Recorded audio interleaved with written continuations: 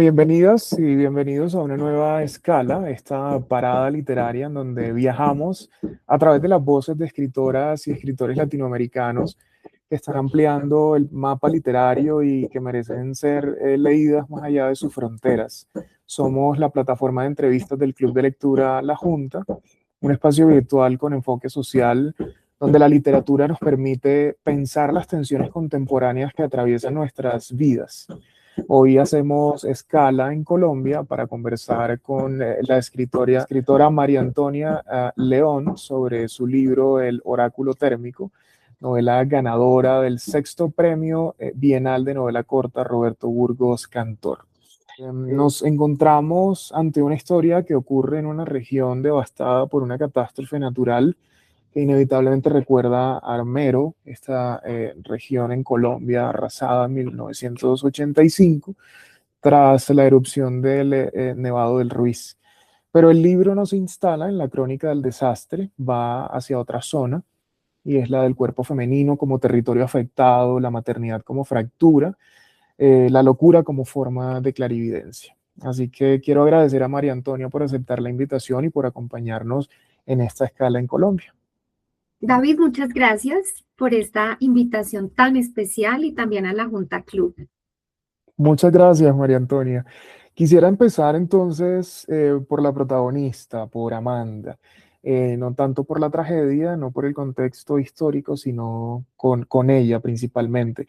Amanda renuncia un poco a la maternidad, un poco no, yo creo que totalmente, y esa decisión abre la novela y marca un poco un tono de reflexión muy interesante. Aquí no estamos ante una madre que pierde a su hija en una catástrofe, sino ante una mujer que decide desprenderse. Y eso va cambiando la lectura, un poco el sentido de la lectura. ¿Cómo construyes a Amanda, este personaje? Es decir, ¿la pensaste primero como madre, como hija o como una mujer en fuga, con agencia? Yo creo ya a la vista de los años que es una mujer bastante masculinizada, porque creo que los hombres históricamente son los que han tomado esa decisión de abandonar su paternidad, de no hacerse cargo y de dejar a sus hijos al cuidado de las madres. Pero justamente aquí estamos ante una mujer que toma esta decisión que parece ir en contra de su naturaleza, según lo que estamos como acostumbrados a escuchar en ese mandato social y cultural, ¿no? Que se supone que las mujeres tienen un instinto maternal y tienen como una noción del cuidado de los hijos, de protección, de amor, de amparo.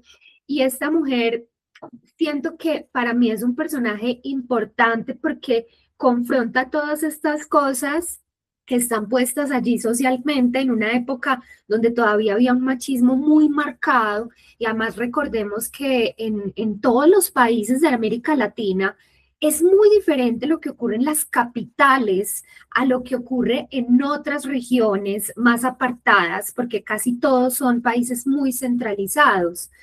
De manera que ahí también hay una cultura donde el arraigo del machismo y del patriarcado es mucho más intenso y por lo tanto son sectores de la población en donde está visto de una manera, digamos, más, hay un juicio mucho más intenso frente a las mujeres que toman decisiones como esta que toma Amanda.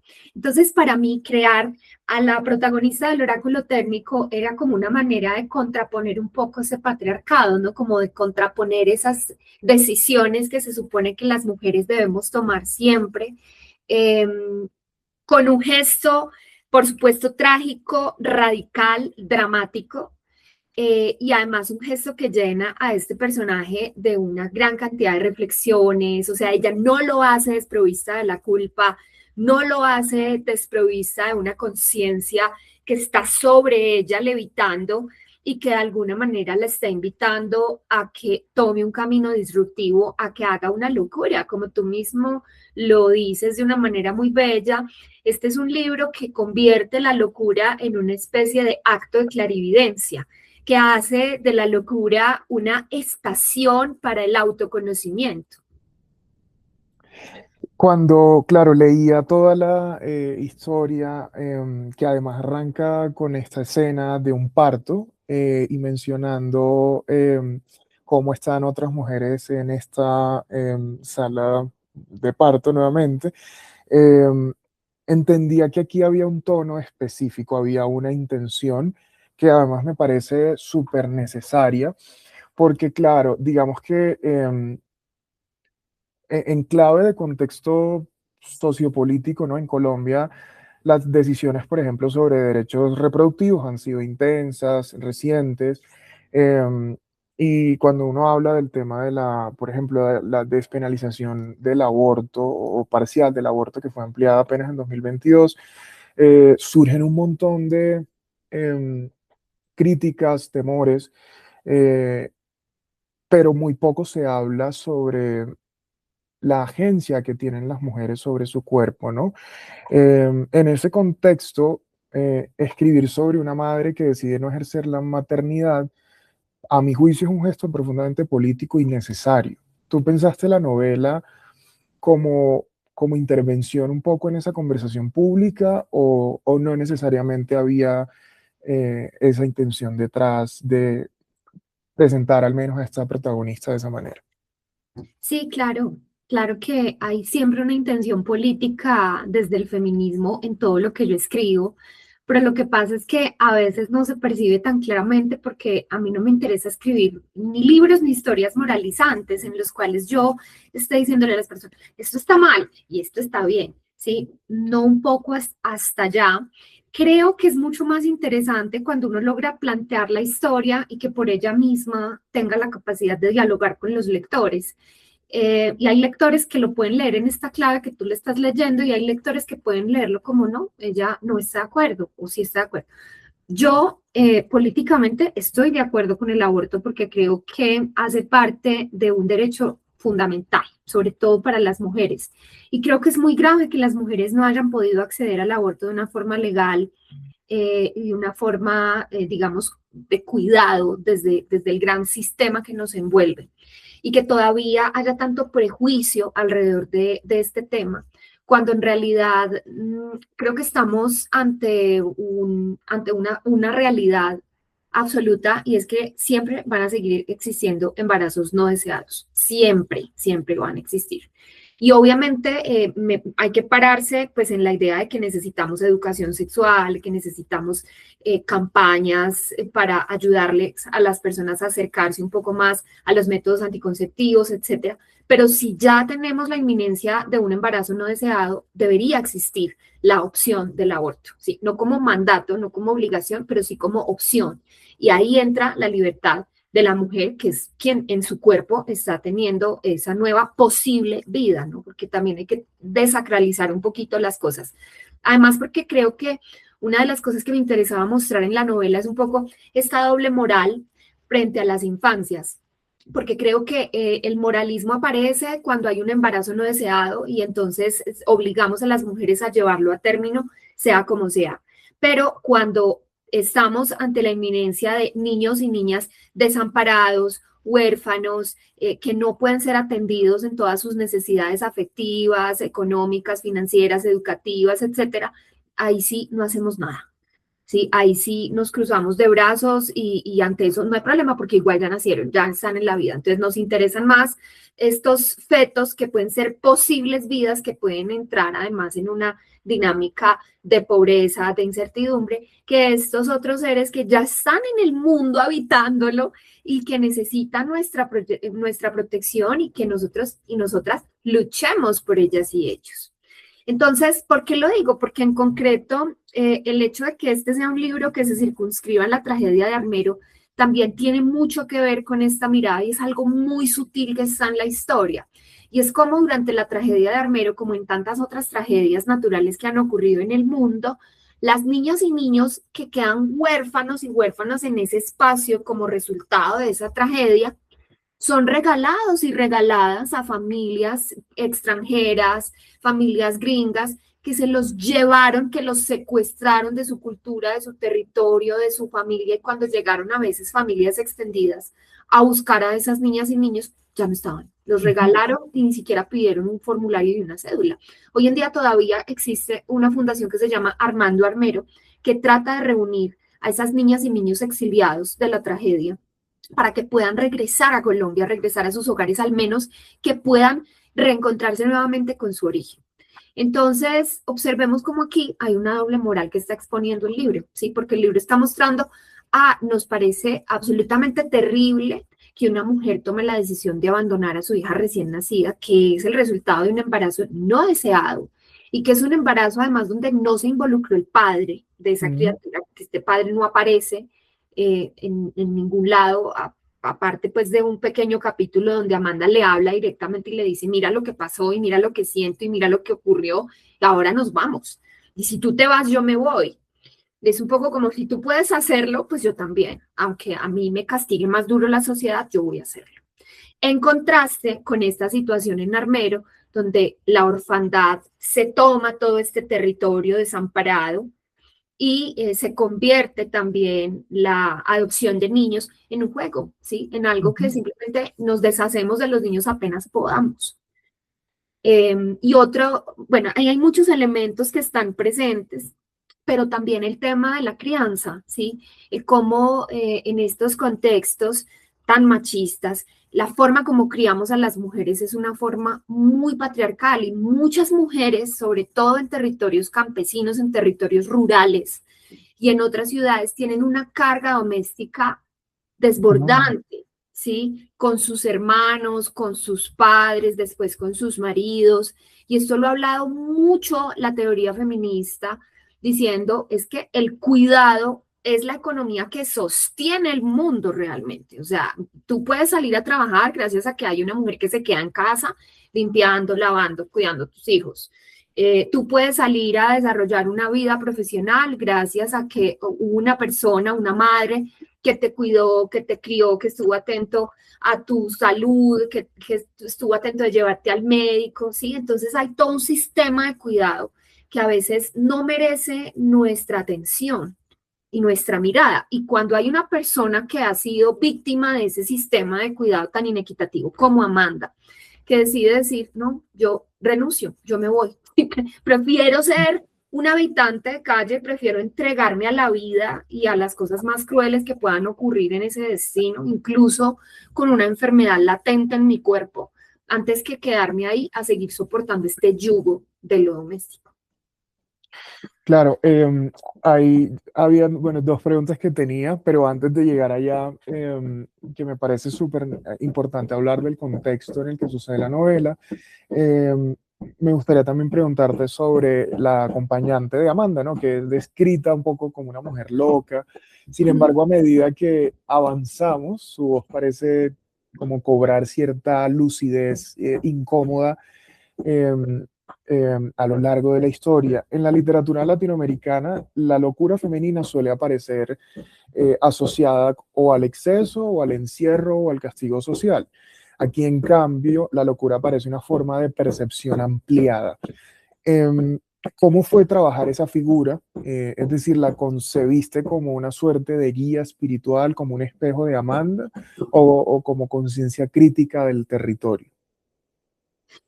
Bueno, pues qué linda esa pregunta.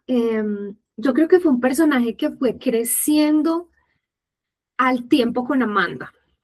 Al principio para mí era un personaje secundario, pero el personaje empezó a pedir más y empezó a mostrar mucho más, ¿sí? Y yo quiero partir, yo no sé si en otras ciudades de América Latina esto pase, pero en Colombia ocurre mucho que siempre está como la loca o el loco del pueblo, ¿sí? O sea, como, ¿quién es el loco o la loca? Pues este personaje que es habitante de calle, que no conocemos su historia, que siempre va por la calle, que grita, que tiene unas actitudes desbocadas, que es excéntrico, que es excéntrica, que es alguien que ves bañándose en la calle, que es alguien que ves como desprovisto del pudor, pero también lleno de una lucidez tan brutal, es alguien que puede gritar a los cuatro vientos lo que piensa, ¿sí? que puede decirlo, ¿no? Que no tiene miedo a hablar, que no tiene miedo a expresarse. Y que es alguien que como está ahí habitando la calle, pues habita el mundo, ¿no? Habita el mundo y en ese habitar el mundo siempre sabe lo que pasa, siempre sabe lo que ocurre, está consciente de las noticias, está consciente del clima, está consciente de fenómenos de la naturaleza. Entonces termina volviéndose casi un oráculo, ¿no? Ese ser que está ahí habitando la calle, ese loco o esa loca. Es más, yo en un principio le tenía nombre, pero luego para mí, a mí me gusta mucho trabajar la identidad de los personajes de mis novelas o de mis historias, porque a mí me parece que poner un nombre no es tan simple como, ah, sí, se llama Sandra, ah, sí, se llama Cristina. Pero ¿por qué? ¿Por qué se llama así ese personaje? O sea, ¿qué connotación tiene este nombre? La dimensión de la identidad de este personaje, ¿cómo puede habitar ese nombre? Y a veces decido no ponerles nombre porque me parece más interesante que la identidad se pueda desarrollar desde otro lugar. Entonces, en el caso de este personaje y de muchos los otros, o sea, los únicos que tienen nombre en el oráculo térmico son Amanda, su hermana y su hermano, ¿sí? Tomás y Teresa, no más. Entonces, la loca no tenía nombre y al no tener nombre podía construir una identidad así, una identidad construida desde la libertad. Y efectivamente, ¿no? Ella se vuelve una guía espiritual de Amanda porque no solamente, pero la acompaña sin acompañarla, ¿no? Es como alguien, es como no quiere acompañarla, no quiere estar ahí, se quiere ir, pero de alguna manera Amanda es la que está ahí como esperando estar, ¿sí? Amanda es la que, es muy curioso porque Amanda renuncia a su maternidad, pero se va y busca una mamá, ¿no? Se va y busca, en la loca, busca una figura materna, ¿no? Y la loca la ve y también la ve como, ay, pobrecita, buscándose la vida, usted, ¿qué está haciendo por aquí? Bueno, mire, ¿por qué no hacemos esto? Y le propone toda esta historia tan extraña, que además es una historia extraña, pero es una historia real. Esto es basado en la vida real. Esta novela tiene una investigación larguísima, porque además fue mi tesis de maestría. Y sí ocurrió, como en tantas otras tragedias, ¿no? Que muchas personas se mimetizaron y se hicieron pasar por víctimas cuando en realidad no lo eran. Pero fue la manera que encontraron, una oportunidad que encontraron para buscar el apoyo del Estado, para buscar alimentos, para buscar supervivencia. Entonces uno dice, bueno, claro, hay una falta de valores, pero también hay falta de comida. Entonces el hambre no tiene valores, ¿sí? La pobreza no puede encontrar ese pudor, sino que cuando haya a veces una oportunidad, la toma, y es lo que hace Ofelia, ¿no? Y es lo que le invita a hacer Amanda, ¿no? Que ahí además hay una transgresión, no podemos hacer spoiler, tú lo advertiste, hay una transgresión porque mira que en el final todo da un giro, ¿sí? Todo da un vuelco, y es como, ah, ella sí se estaba haciendo pasar por víctima, dejemos la pregunta. Entonces, sí, claro, la loca es un oráculo, es una guía espiritual, es una madre no madre, porque además está presente, pero también ausente, porque llega y se va. Es más, cuando se va, no se despide. Cuando ella deja de tener el contacto con Amanda, no le dice, chao, hasta luego, que esté muy bien. No, se va, simplemente se va, porque ella es libre, porque está loca y es libre y no tiene que saludar y no tiene que despedirse y no tiene que tener ninguna convención social. Y Amanda sí está en ese otro lugar, porque Amanda está en un lugar umbral. Ella es la loca, pero a la vez es la mujer, entre comillas, muy cuerda, que sigue todavía como aferrada y encorsetada en esos preceptos, en esos mandatos culturales a los que ella pertenece y que ella de alguna u otra manera refuerza también en su propia historia. Para quienes ven esta conversación desde fuera de Colombia, me gustaría hacerles un breve contexto también sobre qué fue lo que sucedió en Armero, porque me parece un elemento central en la novela, ¿no? En 1985, la erupción del volcán Nevado del Ruiz sepultó Armero. Fueron más de 23.000 personas que murieron, según cifras oficiales, una tragedia natural agravada. Que además ya venía siendo advertida por varios autoridades locales, y que, como decía, una tragedia que se agravó por negligencias en la gestión del riesgo, como han documentado algunas investigaciones periodísticas y académicas. Sin embargo, hay un elemento que pareciera ser cada vez menos visible, o que era más bien menos visible, y es el hecho de que tras el desastre, cientos de niños quedaron separados de sus familias, como bien mencionaba María Antonia, y es que en investigaciones posteriores, incluso algunas recogidas por medios como BBC Mundo y por otros medios colombianos, se habla de procesos de adopción que no tuvieron un proceso de esclarecimiento o que fueron muy poco documentados, ¿no? Se estima que cerca de 583 menores fueron reportados como desaparecidos y muchos terminaron en adopciones nacionales e internacionales sin trazabilidad clara. Décadas después, algunos siguen buscando su identidad biológica mediante pruebas de ADN. Todo esto para preguntarte entonces, María Antonia, ¿cómo dialoga esta memoria histórica con la decisión de Amanda de desprenderse de su hija? Y si tú crees que este libro también habla de este estado ausente, incluso cuando no se menciona de manera explícita. Bueno, eso es interesante porque realmente el contexto de la tragedia de Armero no aparece azarosamente en la novela. Siempre he contado esto en varios contextos, pero tal vez valga la pena traerlo a colación hoy para quienes están viendo esta conversación y no me habían escuchado antes. Y es que yo me volví astróloga escribiendo este libro porque yo quería encontrar una metodología de creación de personajes que fuera un poquito más allá, o sea, que fuera más profunda, que fuera más psicológica y que me permitiera transversalizar todos los campos de conciencia de ese personaje. Y usé también la astrología para entender, o sea, quise entender en qué contexto se había desarrollado como la tragedia y los personajes. Entonces, yo estaba haciendo unos cruces, yo nací en el 85 y yo quería que el personaje tuviera esa hija en el 85, pero no en octubre, que fue cuando yo nací, sino en noviembre, porque yo siempre he querido como que esa añoranza, perdón, de Escorpio, que es un signo mucho más radical, mucho más intenso, más profundo, más erótico. Entonces yo dije, ahí quiero situar la trama en noviembre del 85, antes de recordar o de pensar siquiera que había ocurrido la tragedia. Pero además porque hice muchos cruces astrológicos y llegué a esa fecha, llegué al 13 de noviembre, cruzando que el personaje tenga esto y esto y que tenga Venus en Escorpio. Recuerdo mucho todas esas búsquedas.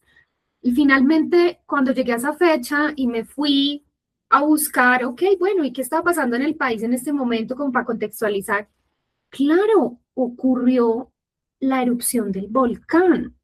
Y esto está pasando al lado porque Amanda vive en Chinchiná, ella vive en una finca cafetera cerca de Chinchiná, Caldas, esto es un territorio que pertenece al eje cafetero colombiano. Y la tragedia se desarrolló muy cerca e impactó también a la población de Chinchiná, aunque la población que destruyó por completo fue Armero, ¿sí? Entonces, ahí yo tuve que tomar una decisión creativa muy drástica porque yo dije, bueno, o cambio el contexto o lo asumo.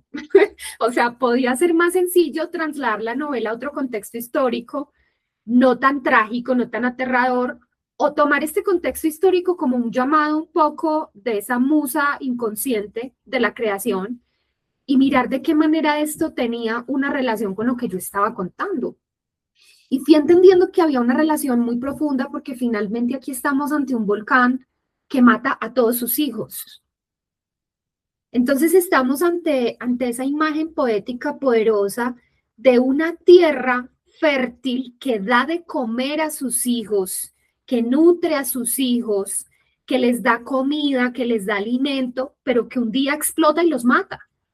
Entonces la madre tierra también es una madre cruel, ¿no? Desoladora. Y entender que la maternidad puede ser así y que quizá necesitamos desacralizar la idea de que la maternidad siempre es bonita, siempre es tierna, siempre es buena, o sea, quitarnos la imagen de la madre tierna, de la madre reina, de la madre perfecta, es muy importante para hombres, mujeres y todas las disidencias. Es fundamental, porque es que creo que las madres en medio de ese proceso de sacralización se han visto beneficiadas en parte porque las han tratado como reinas, pero por otro lado, creo que ha sido nefasto para su construcción psicológica porque en el momento en el que una madre, por eso las madres se vuelven narcisistas, ¿sí? Porque terminan, sí, y de verdad, hoy en día ya lo veo y digo, esto es real, ¿sí? El arquetipo de la madre narcisista que se vuelve así porque la sociedad ha dicho las madres las adoramos, benditas. Y resulta que hay que mirarlas también desde su lugar como seres humanos. Las madres hacen mucho daño sin proponérselo. Las controladoras y las no controladoras. Las presentes muy presentes y las ausentes muy ausentes. Las madres que finalmente han terminado históricamente de hacer mucho del trabajo que le corresponde a los padres. Y que claro, esto va a sonar un poquito antifeminista, pero es que yo creo que en parte no se los hemos permitido, David. O sea, yo creo que en parte hay muchas madres que gobiernan en el hogar y que como que van desplazando al marido. Esto lo digo históricamente y además porque yo soy muy observadora. Van desplazando al marido y entonces ahora el feminismo sale y dice, venga, pero es que los hombres, ¿por qué no se hacen cargo? Pero es que históricamente hay unas madres narcisistas que no los dejaron hacerse cargo porque necesitaban hacer algo, como no había nada más en sus rutinas o había muy poco, no tenían acceso a la educación, ni derechos políticos, ni salían, a veces ni tenían amigas. ¿Qué hacían? Hacerse narcisas en su hogar. Entonces, un poco, yo creo que estoy hablando de un volcán.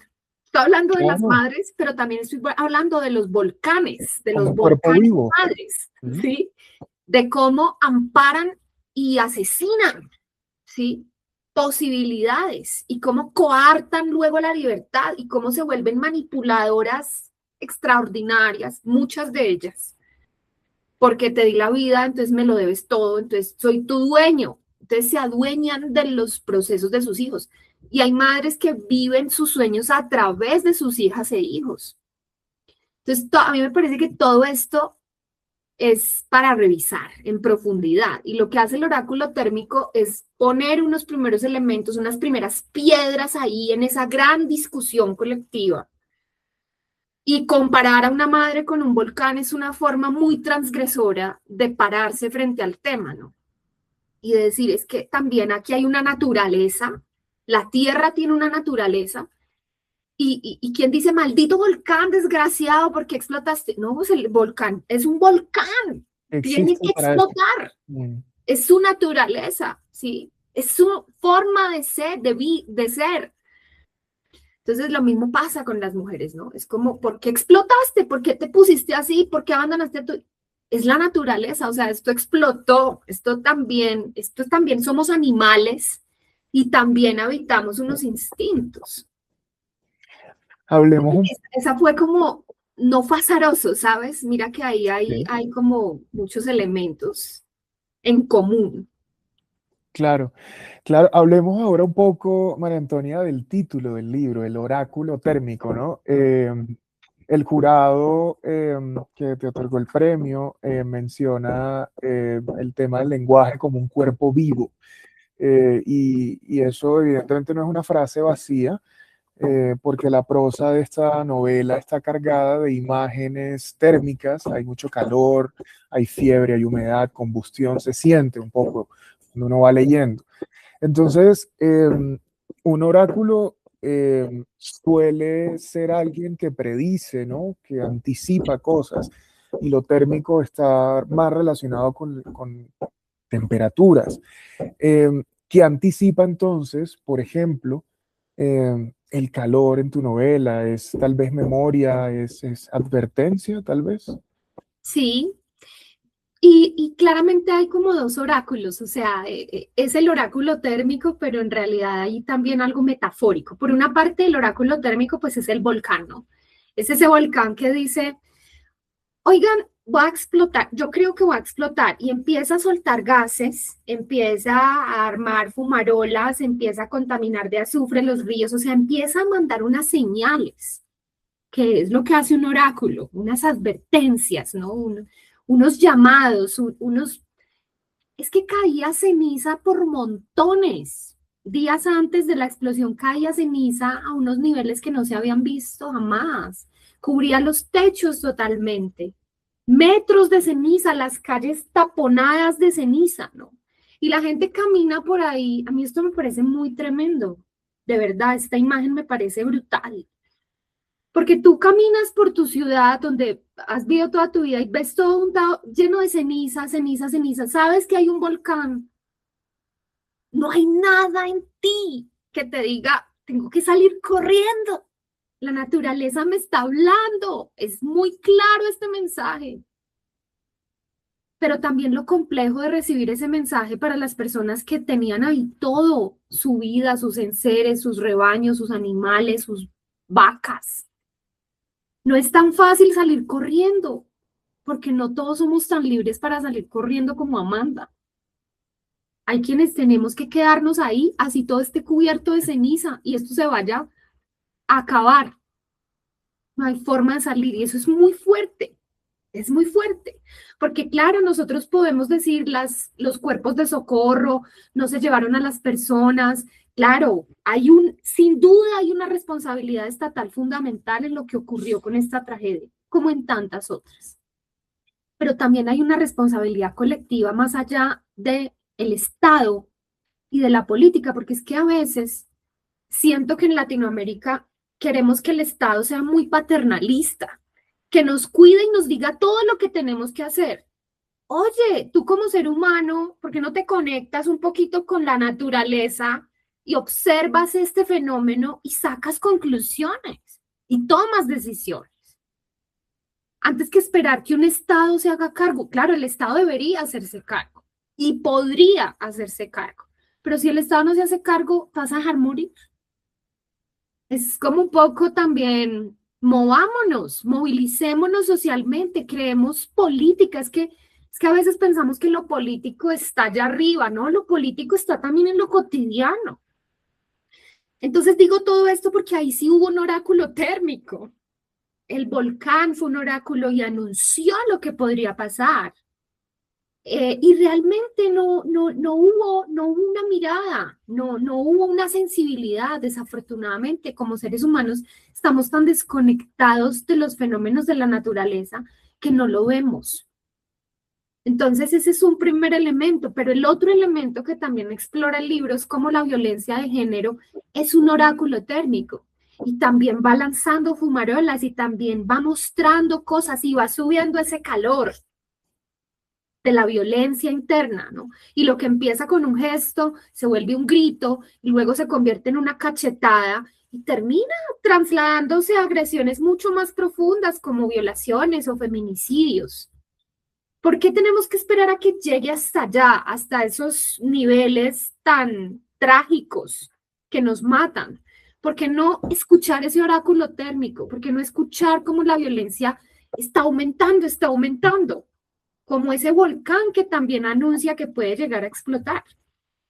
Entonces, después de explorar 1 millón de títulos, que es lo que hacemos todos los escritores, llegué al oráculo térmico y dije, este es, además me encanta la sonoridad que tiene, me encanta que tenga lo mágico, pero también el calor, que el calor no es, o sea, el calor no es mágico, el calor es muy real, es animal. Claro, claro.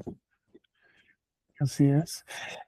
Y sobre eso último que mencionas, María Antonia, de cuál es el otro oráculo de la historia, que es el tema de las violencias de género, me gustaría que habláramos un poco más, porque la geografía está gobernada por estos como patriarcas oscuros, como esa figura eh, remite a estructuras muy concretas del poder rural en Colombia, cacicazgos, control territorial, silencios impuestos.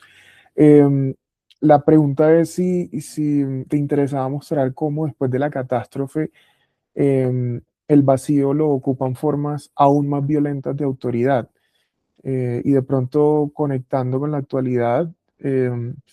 en un país donde la conversación sobre memoria histórica sigue abierta, ¿qué puede aportar también la ficción que no logran aportar los informes oficiales? Yo no creo que haya llegado hasta allá, ¿sabes? O sea, Ok. me parece bellísimo que puedas ver esa especie de susurro, pero yo creo que no fui hasta allá porque yo me quedé mucho en esta novela. Esto es una novela de personaje, Mm, no es una novela, aunque puede tener cosas de la novela de costumbres, es una novela de personaje y lo que más me interesaba desarrollar era el arco de transformación de Amanda. Y cómo en ese arco de transformación sí hay unos actores que son fundamentales, que son esos oscuros patriarcas que tú mencionas, ¿no? Ese estado, porque por ejemplo al inicio denunció la violencia obstétrica, ujú, pero también denunció toda esta negligencia estatal para el manejo de la tragedia, donde queda Amanda, porque Amanda queda insertada en esa tragedia de Armero sin buscarlo muy conscientemente. Eh, y sí me interesaba como mostrar estos procesos de negligencia y estos lugares de desamparo. Y por eso esos campamentos de supervivencia, esos campamentos que organizaron para las víctimas de la tragedia, ahí termina Amanda, porque yo me pensaba también que Amanda era una víctima de la gran tragedia del patriarcado y de la gran tragedia de la violencia de género, y ponerla ahí en un albergue para víctimas era una forma también de decir, ¿y dónde están los albergues para todas las víctimas de las tragedias que vivimos de manera cotidiana, ¿no? A veces pareciera que necesitamos una tragedia feroz que acaba con la vida de 23.000 personas para armar unos albergues y entenderlo como una crisis humanitaria. ujú, Pero ¿qué pasa con la crisis humanitaria que viven las mujeres históricamente, las mujeres que son víctimas de feminicidio hoy día, las mujeres que son víctimas de violencia sexual, de violencia de género en sus familias, en fin, de violencia económica incluso? ¿Qué pasa con esa tragedia? Ahí hay también miles de víctimas. ¿Dónde están los albergues? ¿Dónde están esos lugares que serían una especie de amparo para acompañar procesos que son más que necesarios? Yo creo que hasta ahí llegué, ¿sabes, David? Yo sí creo que en futuras obras voy a explorar esto que tú estás mencionando, porque hay mucho por cortar, o sea, esto ujú, es muy, muy amplio.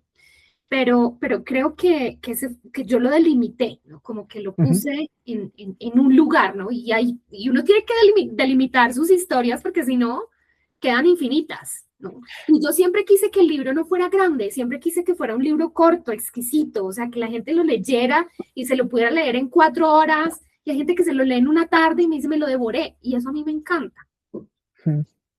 En una entrevista que veía, decías que cuando estabas haciendo el borrador, porque esta es tu tesis de maestría, básicamente, ¿no?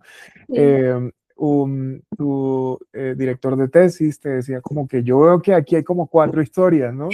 Eh, sí, y me parece genial porque yo, sí, bueno, de pronto yo soy medio exagerado que intenta meterle mirada social a todo, pero yo sí encontré un montón de temas eh, que, claro, quedan como puertas abiertas en el libro.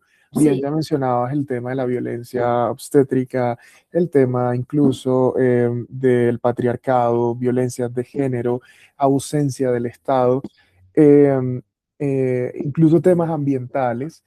Eh, Ahora que lo dices, que te interesaba aterrizarlo como en, o al menos condensarlo en unas cuantas eh, eh, características de la narración, pensaba realmente, o sea, se puede como delimitar tanto un libro que invita a pensarse más allá de lo que pareciera estar proponiendo. No sé, hay escritores que dicen como el lector siempre termina de escribir la obra con el escritor, pero no sé, se puede hacer eso, como delimitar tanto la obra y no crees que de pronto este libro nos está abriendo la posibilidad de pensar eso que tú quizás querías desarrollar un poco más.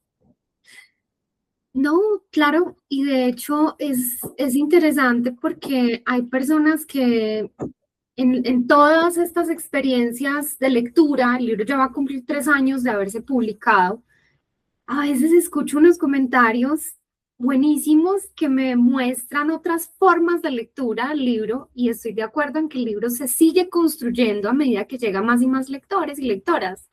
Pero yo hablo es de una limitación estructural a nivel narrativo, ¿sí? Más como decir, hasta aquí, yo voy a contarles, o sea, voy a contar la historia de Amanda. Ella abandona la tragedia, ella nunca sabemos qué pasó con esta tragedia, qué pasó con estas personas, qué pasó con estas personas que estaban haciéndose pasar por víctimas y que se aprovecharon de los recursos, qué pasó con los tamales envenenados, qué pasó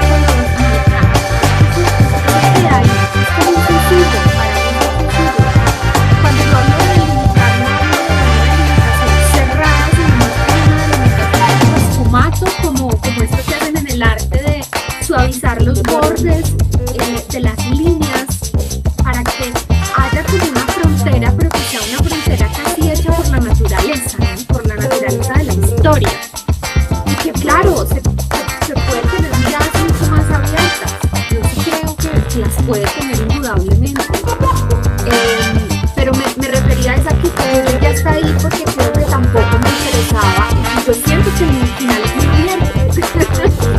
Es una novela que termina y como, bueno, hay un abismo, ¿no? Pero termina. O sea, hay un cierre. Hay un final y hay un cierre, pero también hay un montón de esperanza y posibilidades que quedan abiertas para esta mujer que sobrevive a esto y que además sobrevive por haber tomado esa decisión terrible de abandonar a su hijo. Está muy bonito, pero sobrevive gracias a que tomó esa decisión terrible. Entonces yo creo que hay muchas miradas que se pueden proponer, claro que sí. Y lo que pasa es que también yo sí siento que, y esto lo digo de verdad con mucha humildad, o sea, esta fue mi primera novela. Sí, esta fue la novela con la que yo aprendí a escribir novelas. Entonces yo la miro a 2 años de haberla publicado, pero a 10 años de haberla empezado a escribir, porque yo empecé a escribirla en el 2016, fue el año en que empecé mi maestría. Yo digo, claro, es que es una novela de autora juiciosa, o sea, de escritora que está aprendiendo y que dice, entonces esto es la tensión, listo, voy a ponerte, y así es esto, ok, lo pongo. Y yo la siento también muy estructurada y un poco rígida en algunos elementos, ¿no? Porque un poco yo era como, claro, todo ese temor que una tiene, que siento que es muy natural y es hermoso de transitar también, ese temor de, voy a hacer un libro, voy a publicar un libro, hasta el final lo editamos y lo trabajamos mucho con mi editor de Planeta, ¿no? Porque era como mi primer libro, o sea, uno está temblando cuando uno lo está poniendo ahí sobre la faz de la tierra. Entonces, si yo volviera a escribir esta novela hoy, seguramente tendría, o sea, más alas, ¿sí? Y tendría más libertad y podría mirar un poco más en profundidad eso que quedó solo como un susurro y quedaría un poco más sucia, porque yo siento que la novela es muy limpia, es muy juiciosa. Sí, sí, sí.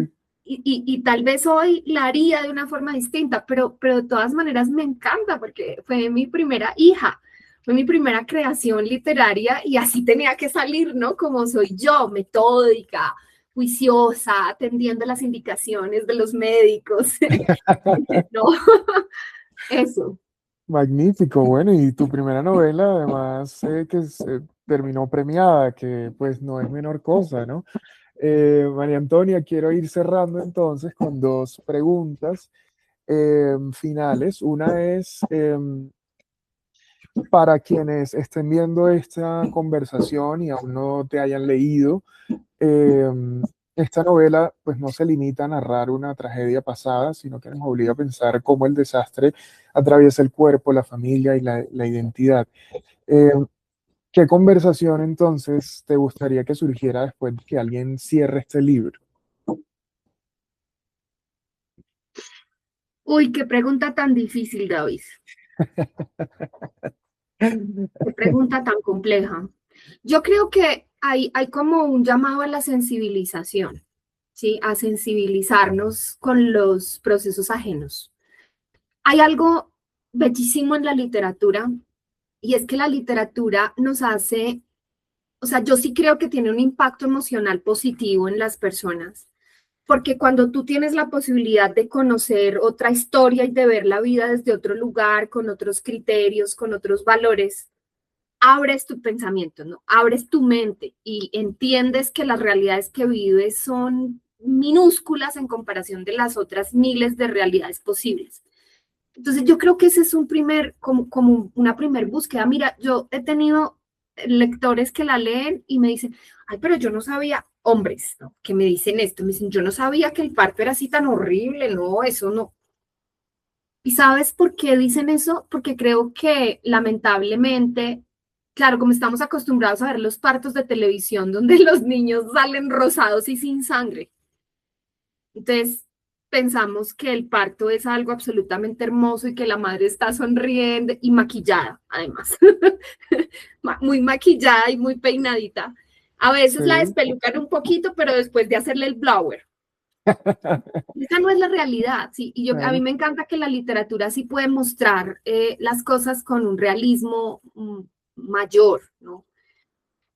Entonces, creo que esa es como la conversación que a mí me interesa abrir, ¿no? Abrir como encontrar, entender, sensibilizarnos con estas otras realidades.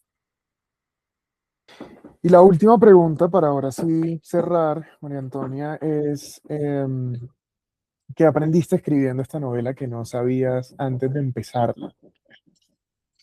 Uy, no aprendí todo. Todo lo que sé lo aprendí con esta novela. Fue una escuela para mí tremenda, tremenda. Creo que aprendí mucho de mí misma, ¿sabes? Porque creo que en el transitar una y otra vez por los mismos cuerpos textuales, por los mismos párrafos, pulirlos, ¿no? Limpiarlos, ¿no? Encontrar otro camino, eso fue algo fascinante de hacer. Y encontré en mí misma lo mucho que me gusta eso, ¿no? Como embellecer, pulir, reequilibrar, recalibrar no solo para la novela, sino en general para la vida, pero fue algo que descubrí gracias a la escritura de esta novela, porque la reescribí mucho, la reescribí 4 veces, o sea, hubo 4 versiones de este libro. Ok. Y eso fue algo que aprendí. A su vez también aprendí que soy una persona muy perfeccionista y en el futuro quisiera que lo que haga no tenga como esa rigidez, como lo decía hace un rato, ¿sí? Sino que pueda como fluir de una manera más suave, porque creo que el mundo no es tan ordenado como yo lo pongo a veces en lo literario, ¿sí? Creo que el mundo tiene más desorden, tiene más suciedad, y el lenguaje debería poder captar también esa suciedad del mundo. Todo lo que aprendí del feminismo lo ratifiqué en la investigación y en la escritura de esta novela, porque entendí que algo tan básico como parir sigue siendo algo que favorece la comodidad de los médicos y no de las mujeres parturientas, y eso es absurdo, ¿sí? Solo la posición horizontal para tener un hijo es cómoda para quienes lo reciben, pero no es cómoda para la madre que está pariendo, ¿sí? No es la posición natural porque el cuerpo necesita sacar algo, expulsar a alguien, ¿no? Y esto debería haber otra postura. Esto los indígenas lo saben muy bien. Pero en nuestra sociedad occidental, pues hemos transformado unas sabidurías ancestrales de la naturaleza y de la animalidad en saberes patriarcales médicos que dicen, no, es que yo como médico, ¿cómo hago yo? Es que me daño la espalda si me agacho, o sea, me tuerzo, entonces mejor lo recibo aquí, ¿no? Y las implicaciones que eso tiene a nivel existencial también para quien están haciendo, ¿no? El nacimiento no como algo que fluye, sino como algo que se jala, tremendo.